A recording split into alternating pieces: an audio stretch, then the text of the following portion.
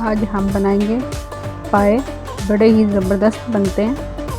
میں جو بھی ڈشز بناتی ہوں وہ بہت ہی سادہ ہوتی ہیں لیکن ٹیسٹ زبردست ہوتا ہے۔ آپ بھی اسی طرح ٹرائی کریں، انشاءاللہ آپ کو مزہ آئے گا۔ لائف کو جتنا بھی ہم سادہ رکھیں گے ہمارے لیے ہی بہتر ہے۔ چلیں اب شروع کرتے ہیں کہ ہم پائے کیسے بناتے ہیں۔ چلتے ہیں ریسپی کی طرف۔ بسم اللہ الرحمن الرحیم۔ السلام علیکم۔ 2 عدد پائے لیے میں نے، ان کو اچھے سے دھو لیا۔ پتیلا میں نے چولہے پہ چڑھا لیے۔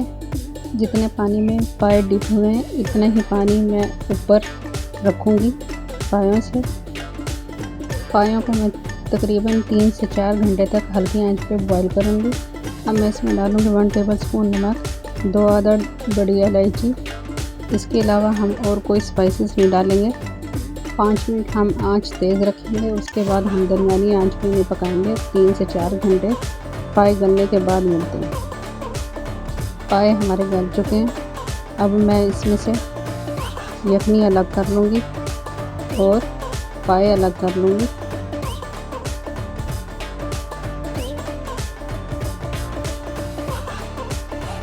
اب ہم چلتے ہیں نیکسٹ پروسیس کی طرف۔ پتیلا میں نے چولہے پہ چڑھا لیا، اس میں 1 چمچ آئل ڈالوں گی۔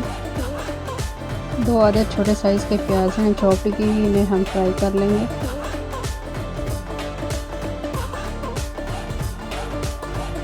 پیاز فرائی ہو گئی ہے، اب ہم اس میں 1 ٹیبل اسپون لہسن ادرک کا پیسٹ ڈال دیں گے۔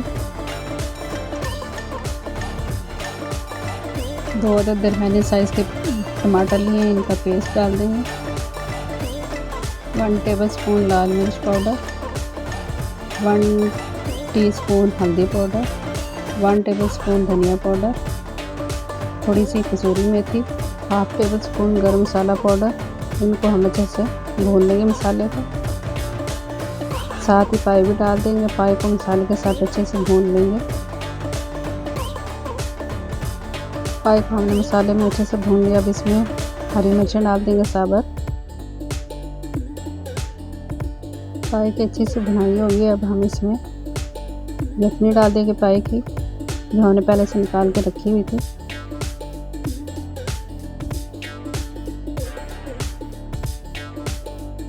یخنی ہماری پہلے سے پکی ہوئی ہے، اس لیے ہم ڈھک کے اسے 5 سے 6 منٹ تک اسے پکائیں گے۔ 5 سے 6 منٹ ہو گئے یخنی میں پائے کو پکتے ہوئے۔